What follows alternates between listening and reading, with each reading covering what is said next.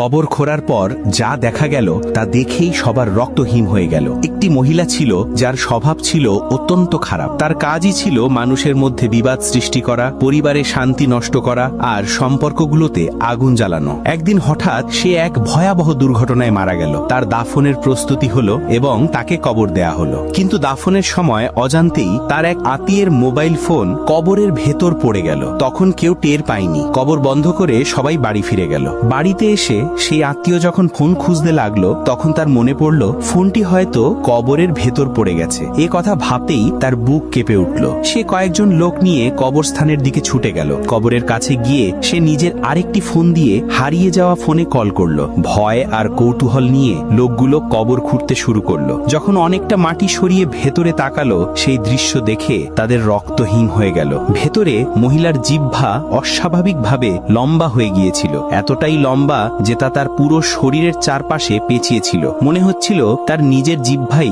তার হাড় ভেঙে দিচ্ছে। ভয়ে কাঁপতে কাঁপতে সে মোবাইলটি তুলে নিল এবং হুঁশ হারানোর আগেই চিৎকার করতে করতে সেই ভয়াবহ স্থান থেকে তারা পালিয়ে গেল। এভাবে সেই মৃত মহিলা সবার জন্য এক বড় শিক্ষা দিয়ে গেল।